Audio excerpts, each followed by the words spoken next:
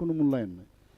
আমি নিজেও ক্লাবটা বিশ্ববিদ্যালয় করেছি, বহু লোককে আমি দেখেছি ক্লাবে আসতে চায় না, অনেকে ক্লাবে আসতে চায় না, ও যার যার নিজের বাজার করলো, একটা ফল টল কিনলো, আস্তে আস্তে হেঁটে হেঁটে চলে যায়। তাহলে ও ওর বাড়ি ছাড়া এবং বাড়ির ভিতরে এরকম একটা বাতাবরণ, আরে ক্লাব তো যাদের জন্য ওদের জন্য, আমাদের জন্য না। তো ক্লাবের নামে সামনে লেখা থাকে সামাজিক সংস্থা। তো সামাজিক সংস্থার মধ্যে বহু ক্লাব, বিশেষ করে আগরতলা শহরের মধ্যে বেশিরভাগ ক্লাব আমার এই বিধানসভার মধ্যে। তো অনেকে ভয় পায়। তো এই যে ব্যক্তিগুলো আছে যারা শিক্ষায় শিক্ষিত, তাদেরকে কিন্তু ক্লাবে যদি আনা যায় তাহলে সমাজ কিন্তু দেখবেন যে অনেক যে সমাজ, যে সামাজিক বিষয়গুলো অনেক মানে উর্বর হবে, আমি নিশ্চিত। তারা কিন্তু মানে আসে না। তো সেই জায়গায় দাঁড়িয়ে আমার মনে হয় এগুলো কিন্তু আমাদের সবাইকে, এবং তাদের একটা ভয়ভীতি থাকে, এইসব ঝামেলা থেকে যাবে। আর ঝামেলা না নিলে কোনো অবস্থায় সমাজের কাজেও আসবে না, ঝামেলা থাকবেই। এটা তো সাপ লুড্ডুর মতো, অনেকটা সাপ লুড্ডু, একদম জীবনটাই সাপ লুড্ডুর মতো। আপনি এক একবার আপনার ধরেন 100 বছর আপনি মানে 100 লেখা থাকে না সাপ লুড্ডুর উপরে, তো 100-এ যেতে যেতে একবার 30 থেকে নিচে নেমে যাচ্ছেন, একবার 40 গেছেন, আবার নিচে নেমে গেলেন, করতে করতে 100-এ আর পৌঁছলেন না। এরকম বহু লোক কিন্তু ইহলোক পরিত্যাগ করে চলে যায়। কাজে এর মধ্যে চেষ্টা আমাদের থাকতে হবে। It's a game, life is a challenge, and সেই চ্যালেঞ্জের সাথে আমাদের চলতে হবে। আর অনেকে যখন বলে যে আমি 100 বছর পূর্ণ করেছি, আবার 100 বছর পূর্ণ করলো কিন্তু জীবনে কিছুই সমাজের জন্য কিছু লাভ করলো না, এরকম বহু কৃতি ব্যক্তি আছে, বিবেকানন্দ থেকে শুরু করে আমাদের যে বিভিন্ন যে কবি সাহিত্যিক, তাদের যদি আমরা জীবন দেখি, খুব অল্প সময়ের মধ্যে তারা এমন সব কীর্তি এখানে রেখে গেছেন, তাদেরকে এখনও আমরা স্মরণ করি। কাজেই একবারে বয়স বাড়লেই যে সব কিছু করবো সেরকম না। আমাদের এই স্কুলের, আমাদের ত্রিপুরাতে আমাদের প্রায় 3-4টা বোর্ড আছে এখানে, CBSE, ICSE, state board, open schooling. এখন নতুন করে ওপেন স্কুলিং হয়েছে, এবং এক একটার সিবিএসসির যে কারিকুলাম সেটা কিন্তু একটা ইউনিফর্ম কারিকুলাম, অর্থাৎ এমফেসিস অন স্টেম। স্টেম মানে এটা সায়েন্স, এবং T for technology, E for engineering, আর এম ফর ম্যাথমেটিক্স। এর উপর ভিত্তি করে ওদের যে কারিকুলাম তা সেইভাবে পড়ায়, অর্থাৎ তারা যাতে নিট এবং জি এগুলো যাতে পরীক্ষা ভালো করে দিতে পারে তার জন্য ওদের কারিকুলাম। আবার আইসিএসসি অনেকে পড়ান, আমরা কিন্তু না বুঝেই এগুলো কিন্তু আমাদের স্টুডেন্টকে এক জায়গায় পাঠিয়ে দিই। তো Indian certificate of secondary education, সেটাও কিন্তু কম্প্রেহেন্সিভ একটা সিলেবাস তাদের আছে। সেখানে তারা কি বলছেন, তারা ল্যাঙ্গুয়েজের উপরে স্ট্রং, তাদের যে এমফেসিস করে strong on language, arts and science. এবং স্টেট বোর্ড, যে আমাদের এখানে ত্রিপুরা মধ্যশিক্ষা পর্ষদের যে বোর্ড, সেখানে কিন্তু আমাদের বা অন্যান্য স্টেট বোর্ডের, সেখানে রিজিওনাল বেসিস, সেখানে যে কালচার, সেখানের যে সংস্কৃতি, তার যে ভৌগোলিক বিষয়, সেগুলো ঢুকিয়ে তারপর বাকিগুলো করে। এখন যদিও সিবিএসসি স্টাইলে আমরা করছি। তো এখন আরেকটা নতুন ওপেন স্কুলিং, আরেকটা হচ্ছে ইন্টারন্যাশনাল বোর্ড। ইন্টারন্যাশনাল বোর্ড হচ্ছে বিদেশে যাওয়ার জন্য যে ধরনের গ্লোবাল এক্সপোজারের দরকার, সেই ধরনের আমরা ইন্টারন্যাশনাল বোর্ডসগুলোর মধ্যে অনেক গার্জিয়ান তার ছেলে মেয়েদের পাঠান। আর ওপেন স্কুলিং যেটা এখন নতুন করে বোর্ড হয়েছে, ওপেন স্কুলিং বোর্ড, আমাদের এখানে ওপেন ইউনিভার্সিটি হয়েছে বোর্ডের জন্য, স্কুল বোর্ডের জন্য আমাদের কাছে অনেকে অ্যাপ্লাই করছেন। যারা অনেকে আছে বিভিন্ন কাজে ব্যস্ত থাকে, তারা স্কুলে যেতে পারবে না নিয়মিত, তাদের জন্য ওপেন স্কুল ব্যবস্থা করা হয়েছে। এবং এইভাবে কিন্তু সব দিক দিয়ে কিন্তু একটা কাভারেজ আছে, যে শিক্ষা যেন সবাই নিতে পারে। এবং আপনারা দেখুন, মাননীয় প্রধানমন্ত্রীজি যে বিষয়টা বেশি জোর দিয়েছেন, প্রায় 22 থেকে 23 বছর পরে, যে এইভাবে যে এবড়ো খেবড়ো পড়াশোনা হচ্ছে, প্রপার এডুকেশন মানে হোলিস্টিক যে এডুকেশন, সেটা সবাই দেওয়া যায়। আমরা দেখেছি এতে করে বিরোধীরা বহু হইচই করেছে। কোনো অবস্থায় আমরা নিজেরাও এখানে West Bengal board of secondary education থেকে পাশ করেছি, বা ক্যালকাটা ইউনিভার্সিটি থেকে পাশ করেছি। বাইরে গিয়ে আমরা কিন্তু খাপ খেতে পারতাম না, ওইখানকার সিলেবাসই আলাদা। যখন এই বিষয়ে মাননীয় প্রধানমন্ত্রীজি শুরু করলো যে ন্যাশনাল এডুকেশন পলিসি 2020, কত রকমের বিরোধা, তারপরেও নানারকম কথাবার্তা, ভিতরে এক বলে বাইরে এসে আরেক রকম বলে। এই যে এতে করে আমাদের যে ভারতের প্রাচীন ঐতিহ্য, আমাদের যে জ্ঞান চর্চার যেটাকে বলে উত্তরাধিকার, এবং এর সাথে আধুনিক বিজ্ঞানের সেটাকে সংযোগ করে নিয়ে ন্যাশনাল এডুকেশন বলেছে। ন্যাশনাল এডুকেশন বলছি, এখন আমরা ত্রিপুরা তো তার ইমপ্লিমেন্টেশন অলরেডি শুরু করেছি। সেখানে কি বলছেন? ইউনিকনেস ন্যাশনাল এডুকেশন বলছেন। এটাকে কম্প্রেহেন্সিভ অ্যাপ্রোচ। এটা হচ্ছে including everything, honourly everything that is connected with a particular subject. এরপর কি বলছেন? To make a global knowledge super power, emphasis holistic learning, digital integration, vocational খুব ইম্পর্টেন্ট দিচ্ছেন। বললে হবে ভোকেশনাল ট্রেনিং যে হয়, ও বেরিয়ে সেরে তার নিজের রোজগারের ব্যবস্থা করতে পারে। তো এটার উপর আমরা যদি align education with 21st century promotes multidisciplinary education. আমার আজকে এই ভালো লাগছে না, ইচ্ছে করে মানে ড্রপ আউটের অন্য একটা সাবজেক্ট আমি নিতে কলেজে ওইগুলো শুরু হয় এবং সার্টিফিকেট দেবে, কোনো ডিগ্রিও দেবে, অনার্স দেবে, এরকম করে সুন্দরভাবে ব্যবস্থা করেছে। কিন্তু তারপরটা মিস হবে, কিন্তু এটি ইন সাবজেক্ট হয়। আমার মনে আছে টিএমসির ত্রিপুরা মেডিকেল কলেজে আমাদের ত্রিপুরায় ডাক্তারবাবু, উনি এসে হার্ট সার্জারি সম্পর্কে খাবেন, আমেরিকাতে থাকেন। তো ওনার সাথে পরিচয় হলো, কি ব্যাপার? উনি তো ইঞ্জিনিয়ার। আরে ইঞ্জিনিয়ার, হার্ট সার্জন, বলে এই সুবিধা আছে। এবং এত সুন্দর হার্ট সার্জারি, ওপেন সার্জারি উনি দেখলেন, ভাবা যায় না। এই যে তার ইচ্ছে করা যায় অনেকটা ওই ধাঁচে। তারা বিশেষ করে কথা বলে এই ধরনের এই ন্যাশনাল এডুকেশন ভারতবর্ষে এখন চালা হয়। এবং আমরা দেখেছি focuses on digi learning gaps, primary students emerging fields, artificial intelligence এবং অন্যান্য ডিজিটাল সিস্টেম আছে। এই গ্যাপ যেন না থাকে, তার উপরে একদম কম্পাক্ট থাকে, সব বিষয়ে আমরা যেন পারদর্শী থাকে। অলরাউন্ডার যাকে বলে, এখন অলরাউন্ড ক্রিকেটে আমরা দেখেন শুধু খালি ব্যাটিং করলে চলবে না বা বল করলে চলবে না, সব অলরাউন্ডার হয়ে তাকিয়ে দেবে। তো অলরাউন্ডার টিম এখন কিন্তু ইয়ানি স্টার্ট হয়েছে। আমাদের ভারতবর্ষে পড়াশোনা করতে আসে আগে আমরা কিন্তু এখন কিন্তু ছেলের বাইরে যখন পাঠায় আমরা ভাবি আমার ছেলে আমেরিকায় থাকে, ইউকেতে থাকে, কানাডা থাকে, কত নিজেকে বোধ করি। কিন্তু কত সংসারে থাকতে হয় তাদেরকে। সেকেন্ড ক্লাস সিটিজেন মানে কিন্তু নিজের বলে কিছু ফিল হয়। আমি কিছুদিন আগে এখানে যে প্রবাসী বাঙালি বলি, তো প্রবাসী প্রবাসী এক সম্মেলন করেছে, আপনারা সবাই জানেন। প্রায় 70 জনের মতো আসবেন, প্রায় 80 জনের মতো এসে। এবং আপনারা শুনে অবাক হন, স্থানরা পৃথিবীর সব জায়গা থেকে এসে এবং নিজেদের খরচ করে কিন্তু ত্রিপুরাতে এসে ইনভেস্ট করতে চাইছেন। কেউ সিএসটি দিই, তারা ইনভেস্ট এবং তা মানে অনেকে আপডেটেড বিজনেসম্যান, ইন্ডাস্ট্রি, আমাদের কাছে কিন্তু একটা পুঁজি হয়। কারণ তারা যেহেতু শিক্ষা জড়িত, ত্রিপুরার সাথে জড়িত, অন্যান্য যারা স্টার্টসরা আসে। তো আমি আধিকারিক বলি যে ওনাদের এক্সপার্টাইজ এবং ওনাদেরকে আমাদের যেহেতু ইনভেস্টার্স পলিসি আছে, বিভিন্ন পলিসি আমাদের রয়েছে, তাদেরকে তারাও খুশি। এবং আমরা শুনলাম এই খবর পেয়ে প্রায় নেক্সট টাইম যেটা হবে প্রায় 300 থেকে 400 আরও আসবে এখানে। তো তারা আমাদের ভবিষ্যৎ, তারা ত্রিপুরার জন্য কিছু করতে চায়, তাদের কাছে সেই প্ল্যাটফর্ম ছিল না, তারা আসবে এবং যতটুকু তাদের থেকে নেওয়া যায় ততই আমার মনে হয় আমাদের ত্রিপুরাবাসীর জন্য লাভ হবে। আমাদের এক সময়ে যে বিশ্বসভায় শ্রেষ্ঠ আসনে এডুকেশনের দিক দিয়ে আজকে নালন্দা বিশ্ববিদ্যালয় ছিল, তক্ষশিলা ছিল, বিক্রমশিলা ছিল, বল্লভী ছিল, উদন্তপুরী, তাছাড়া সারদা পীঠ এটসেট্রা, এই ধরনের প্রচুর ইউনিভার্সিটি আমাদের ছিল। সেগুলো ধ্বংস করে দিয়েছে। আমাদের এত বছর ধরে এখানে মুঘলরা শাসন করেছে, 200 বছর ইংরেজরা শাসন করেছে। এখন নতুন করে মাননীয় প্রধানমন্ত্রী সেগুলোকে পুনরুদ্ধার করছেন। নালন্দার যে আপনারা নিজেরা দেখেছেন সুন্দরভাবে সেটাকে পুনরুদ্ধার করছেন। সব একদিকে ধর্মস্থলগুলো পুনরুদ্ধার করছেন, রামলালাকে প্রতিষ্ঠিত করেছেন। ধর্মের দিক দিয়ে আজকে আমাদের যতক্ষণ ধরে আমরা আমাদের যে ভারতবর্ষের যে ঐতিহ্য, আমাদের যে সংস্কৃতি, সেটাকে আবার নতুনভাবে চেনার একদিকে চেষ্টা করছেন এবং আরেক দিক দিয়ে আজকে আমাদের শক্তিশালীও করছেন। আজকে অপারেশন সিন্দুর বলুন, আপনারা এই যখন বারবার পাকিস্তানরা আমাদের উপর আক্রমণ করেছে, যে সার্জিক্যাল স্ট্রাইক, এয়ার স্ট্রাইক, এতে করে কিন্তু আমাদের ভারতবর্ষ কত শক্তিশালী হয়েছে সেটা কিন্তু প্রমাণিত হয়েছে। কাজেই বিভিন্নভাবে ডিপ্লোমেসি চলে এখন। আমেরিকা এখন মানে উন্মাদের মতো উল্টোপাল্টা বলছে, তো সেটাকেও কিভাবে করতে হয় অনেকে ভাবে যে এইভাবে বুঝি মানে মানে দেশ চালাতে হয়। 2014 আগে এই দেশ টিকবে কি টিকবে না এরকম একটা অবস্থা ছিল। 2014 পরে we are all in safe hand. প্রধানমন্ত্রী এরকম এক নরেন্দ্র আমাদের সারা পৃথিবীর মধ্যে যখন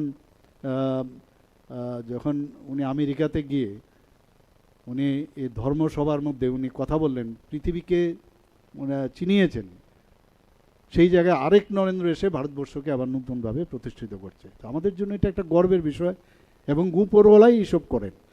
তো আমরা খুব we are in safe hand. আমরা আগামী দিন যে এই ধরনের যে শিক্ষানীতির থেকে অনেক কিছু আমরা জানব। আমাদের এখানে অনেক বিষয় আমরা কিন্তু এখানে শুরু করেছি ত্রিপুরাতে, যেমন নিপুণ কি national initiative for proficiency in reading and understanding numeracy, basic শিক্ষা। আমরা তো অনেক সময় ক্লাসের মধ্যে যখন আমাদের সময়ে যখন দেখতাম, এগুলো নিশ্চয়ই আপনারাও মনে পড়ে, যে ঠিকভাবে রিডিং পড়তে পারতাম না। এই যে এর জন্য স্পেশাল যে নিপুণ আমরা একটা নতুন শুরু করেছি, রিডিং পড়া, লেখা এবং বেসিক যে ম্যাথ করা, তার উপরে আমরা এই 2 ইয়ার্স যে প্রাইমারি স্কুলে সেটা আমরা কিন্তু সেটা শুরু করেছি। 3 থেকে 7 বছরের যারা শিশু তারাই এই বয়সটা কভার করে, ক্লাস 1 থেকে 2। এটা নতুন একটা আমরা এখানে ইমপ্লিমেন্ট করছি, বিদ্যা সেতু মডিউল। সেটা কি, এটা 7 সপ্তাহের একটা ব্রিজ কোর্স, যারা প্রথম শ্রেণীর যারা শিক্ষার্থী আছে তাদের জন্য, এবং যাতে খেলার চলে সেটা শেখানো যায়। এরকম না ঠুকে না দেওয়া, যে জবরদস্তি করা যায়, কেন শিখিসনি, এমুক করিসনি, আছে না এরকম। কিন্তু তার ভিতর থেকে যে বের করে নেওয়া, সেটা কিন্তু যখন খেলার ছলে সেটা করা হয়, তাহলে কিন্তু সেটার অনেক লাভ হয়। বিদ্যা সেতু মডিউল যেটা 7 সপ্তাহের আমরা করেছি, এবং এনসিইআরটি এসে আমাদের খুব বসে প্রশংসা করেছে যে এই ধরনের আপনারা প্রোগ্রাম আপনারা করেছেন। কারণ এই বিদ্যা সেতু মডিউলটা এই কারণে করা হচ্ছে, যেমন অনেকে আছে ডাইরেক্ট ক্লাস 1-এ এসে ভর্তি হয়, অনেকে আঙ্গনবাড়ির থেকে আসে, অনেকে ঘরের ভিতর পড়াশোনা করে আছে। তো তার এই যে 7 উইকের যে বিদ্যা সেতু, মানে বিদ্যার সাথে ব্রিজ করা, এই যে তার অ্যাক্লামেটাইজেশন করা, এই বিদ্যা সেতু মডিউল আমরা শুরু করেছি। সেম মিশন মুকুল, সেটাও অঙ্গনবাড়ি যারা আছেন, অঙ্গনবাড়ি কেন্দ্রে শিক্ষকদের তাদেরকে ট্রেনিং দেওয়া, যে তুমি যখন তাদেরকে প্রাইমারি সেকশনে পাঠাবে এবং মাঝে মাঝে স্টুডেন্টদেরকে নিয়ে আসায়, তো সেখানেও আমরা এই কাজটা করেছি। আরেকটা নিপুণ কর্নার, বিভিন্ন স্কুলের কর্নারের ক্লাসের ভিতরেই নিজেদের তৈরি, খুব কম পয়সায় কাগজের তৈরি, বিভিন্ন নিজেরা তৈরি করছে। টিচারদের আমরা ট্রেনিং দিয়েছি স্কিল, এবং মানে আমি সেদিনও গিয়েছি, এত সুন্দরভাবে মানে গাণিতিক বলুন বা অন্যান্য যেসব আছে, সে নিপুণ কর্নার আমরা এটাকে বলে জাদুই পিঠারার যে এনইসি ন্যাশনাল এডুকেশন পলিসি, সেটাকে সামনে রেখে, এতে করে স্টুডেন্টদের কিন্তু তাদের শিক্ষার প্রতি আগ্রহ জাগে, এবং প্রায় 10,000-এরও বেশি আমরা শিক্ষক শিক্ষিকাকে তার জন্য আমরা ট্রেনিং দিয়েছি। আমাদের টিএলএম একটা টিচিং লার্নিং ম্যাটেরিয়ালস, সেটাকে যে শিশুদের জন্য শ্রেণীকক্ষে ব্যবহারের একটা কম খরচে, যেটা আমি বললাম, সেই টিএলএমের জন্য প্রচুর পয়সা আমরা খরচ করছি। আরেকটা বিষয়, আমরা যে স্টুডেন্ট যখনই যে জন্মগ্রহণ করে, আমরা ভাবি সবাই অ্যাভারেজ হবে, এরকম না। God has blessed you for some specific purpose, এবং এক একজনের এক এক রকম ইউনিক বিষয় আছে, সেটা মোরাল সায়েন্সে থাকে। তো সহর্ষ একটা আমরা কার্যক্রম শুরু করেছি, এটাও একটা আনন্দদায়ক। সহর্ষের মাধ্যমে স্টুডেন্টকে বলার অভ্যাস করা, এবং তার মধ্যে আসলে কি আছে সেটাকে বের করা। অনেক সময় দেখা যায় তার মানে যে বিষয়টা আমরা কোনোদিন, তার মধ্যে একটা স্বপ্ন দেখার, সে অনেক কিছু চিন্তা ভাবনা করছে, সেটাকে এক্সপ্লোর করা। তো সেই কাজগুলো আমরা করছি। আমরা বিদ্যাজ্যোতি স্কুল অলরেডি 125টা করেছি।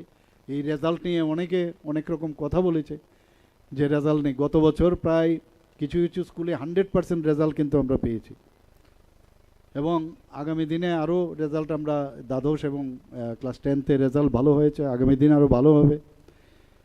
আমরা একটা সুপার 30 প্রকল্প আমরা শুরু করেছি, এবং সেই সুপার 30 আমরা পরীক্ষার মাধ্যমে 30 জন স্টুডেন্ট যারা আছে তাদেরকে সিলেক্ট করে তাদের যে ট্রেনিং দেওয়ার ব্যবস্থা করেছি, তাদেরকে বিভিন্ন কোচিং সেন্টারে মানে পড়ানোর সুযোগ করেছি। সেখানে এতে করে 8 জন ছাত্রছাত্রী আইআইটি পেয়েছে, 12 জন এমবিবিএস পেয়েছে, 13 জন এনআইটিতে পেয়েছে। এবং আমরা যারা এখানে মেয়েরা আছেন ক্লাস 9-এ যখন পড়বে সবাইকে বাইসাইকেল কিন্তু আমরা ফ্রি বাইসাইকেল আমরা দিয়েছি। এখন পর্যন্ত প্রায় 1,22,000-এর উপরে আমরা বাইসাইকেল দিয়েছি। গ্রামে গঞ্জে যদি আপনারা যান দেখবেন এত সুন্দর লাগে, মেয়েরা স্কুল থেকে এই বাইসাইকেল করে আসছে, এত ভালো লাগে। মানে এটা আগরতলা শহরে এতটা বোঝা যায় না, কিন্তু বাইসাইকেল আমরা দিচ্ছি। Chief ministers annual state award for academic excellence, 703 জন মেধাবী যারা স্টুডেন্টরা আছেন তাদেরকে আইপ্যাড এবং ট্যাব দেওয়া হয়েছে। আমরা 84টি বিদ্যালয়কে পিএমশ্রী স্কুলে রূপান্তর করেছি। 12টি বিদ্যালয়কে 2025-এ আমরা সেটাকে হাই স্কুলে এবং 8টি বিদ্যালয়কে উচ্চ মাধ্যমিকে আমরা সেটাকে আপগ্রেডেশন করেছি। এরকম বিভিন্ন বিষয়ে, যেমন আইসিটি প্রকল্প 1384টি বিদ্যালয়ে চালু করেছি। 435টি, যেটা আমি বললাম যে স্কিল ডেভেলপমেন্ট, 435টি আরও স্কুলে আস্তে আস্তে করব। Smart classroom very important, 3D ডাইমেনশনে আপনি সমস্ত কিছু আপনি দেখতে পারবেন। তো এই প্রায় 1210টি স্মার্ট ক্লাস চালু হয়েছে। টিঙ্কারিং ল্যাব, এখানে বিভিন্ন ক্লাসের স্টুডেন্টরা যখন টিঙ্কারিং ল্যাবে ঢুকে তার ইনোভেটিভ আইডিয়া, সেটা ড্রোনই হোক বা অন্য কিছু নতুন কিছু আবিষ্কার করার যে সিস্টেম, 367টিতে আমরা শুরু করেছি। এরকম অনেক আমরা বিভিন্ন স্কিম আমরা এনেছি। এখানে আজকের যে আগে আমরা শুনতাম যে সাক্ষরতা মানে খালি সাইন করলেই নাকি রাজ্য সাক্ষরতার পূর্ণ সাক্ষরতা হয়, কিন্তু এখন কিন্তু এইরকম নয়। অনেক ক্রাইটেরিয়া ফুলফিল করার পরে তারপরে সাক্ষরতার দিক দিয়ে তাকে রাজ্য হিসাবে ঘোষণা হয়। আপনারা শুনে খুশি হবেন, 23শে জুন 2025-এ ঘোষিত হয়েছে ত্রিপুরা তৃতীয় পূর্ণ স্বাক্ষর রাজ্য। এবং সেটা ইউনেস্কোর যে গাইডলাইন আছে যে 95% যদি সাক্ষরতার এই যে গাইডলাইন্স পূর্ণ করে তবেই পূর্ণ স্বাক্ষর রাজ্য হিসাবে। এবং মিজোরাম এবং গোয়ার পরে আমরা কিন্তু তৃতীয় রাজ্য, কিন্তু পপুলেশনের দিক দিয়ে আমরা কিন্তু অনেক বেশি। তো একের পর এক আমরা কাজ করে যাচ্ছি। এখানে বলা উচিত এগুলো, কারণ আগামী দিনে যখন এখানে স্টুডেন্টরা আছেন তারা যখন বুঝবে এই সুযোগগুলো আছে, তারা এই সুযোগের কারণে তারা কিন্তু অনেকটা বেশি উদ্বুদ্ধ হবে, তারা নিজেদেরকে কম্পিটিশনে যোগদান করতে পারে। মুখ্যমন্ত্রী কন্যা আত্মনির্ভর যোজনা একটা, সিবিএসসি এবং টিবিএসসি প্রায় 140 জনকে আমরা সিলেক্ট করেছি। তাদেরকে বিনামূল্যে আমরা মেধাবী ছাত্রীদের মেয়েদের আমরা একদিকে বাইসাইকেল দিয়েছি ক্লাস 9-এ, আরেক দিক দিয়ে মেয়েদের আমরা বিনামূল্যে স্কুটি প্রদান করেছি 140 টাকার মধ্যে। একের পর এক আমরা এইভাবে কাজ করছি। আগে তো পড়াশোনার জন্য আমাদের বাইরে যেতে হতো, কি হবে 12 ক্লাস পাস করে কোথায় যাব। আজকে ত্রিপুরাতে ফরেন্সিক ইউনিভার্সিটি হয়েছে, national forensic university, central university আছে, স্টেট এমবিবি ইউনিভার্সিটি আছে, ন্যাশনাল ল ইউনিভার্সিটি হয়েছে, ন্যাশনাল সংস্কৃতি ইউনিভার্সিটি আছে, প্রায় 6-7 থেকে 7টা নতুন প্রাইভেট ইউনিভার্সিটি এসছে। মেডিকেল সিট আমাদের সময় 12টা থেকে 13টা ছিল, এখন হয়েছে কত 350, প্লাস আরও 100টা বাড়ছে, আমাকে যা বলা হয়েছে আরও 100টা বাড়বে। ডেন্টালের একটাই সিট ছিল, এখন হয়েছে 63টা। আমাদের বিএসসি নার্সিং 50 সিট, আমাদের বিএসসি নার্সিং আমাদের সরকারের তরফ থেকে, বেসরকারি তরফে কিন্তু আরও অনেকগুলো হচ্ছে। তাছাড়া গভর্নমেন্টের প্রাইভেট এনএম জিএনএম পড়ার সুযোগ রয়েছে, agriculture college, veterinary college, fishery college, NIT, TIT Tripura institute of technology, law college এবং জেনারেল কলেজ প্রায় 28টার মতো হয়েছে। তো একের পর এক আমাদের এখানে এখন মেডিকেল হাব, যেমন হেলথ হাব হচ্ছে, আমরা ইউনিভার্সিটি করার জন্য এর মধ্যে আমরা চেষ্টা করছি যেটা একটা হেলথ ইউনিভার্সিটি করা যায় কিনা। ঠিক এডুকেশন দিক দিয়ে আমরা এডুকেশন হাব করব। আমাদের ভবিষ্যৎ, আমি যেটা বলছি যে ত্রিপুরা আগামী দিনে মাননীয় প্রধানমন্ত্রীজি বলছেন যে অপারেশন সিন্দুরের পরে কি বলেছেন, নিউ ইন্ডিয়া। তা আমরা বলছি যে নিউ ত্রিপুরা। আর সেদিন গিয়ে তো আরেকটা অদ্ভুত লাগলো যে এডিসির একটা জায়গায় আমি গিয়েছিলাম, সেখানে বলছে নিউ এডিসি। এখানে আমাদের মেয়র সাহেব আছেন এখানে, তো আমাদের যে 20টা মিউনিসিপ্যালিটি আছেন, নিউ মিউনিসিপ্যালিটিও আগামী দিন হবে এবং নিউ আমাদের যে ত্রিস্তরীয় পঞ্চায়েত সেইভাবে হবে, সে আশা রেখে আমি আমার কথা বলছি। সবাইকে ধন্যবাদ, নমস্কার। এবং আগামী দিন এই স্কুলের উত্তরোত্তর শ্রীবৃদ্ধি ঘটুক এই আশা রেখে আমি আমার কথা বলা শেষ করছি। নমস্কার।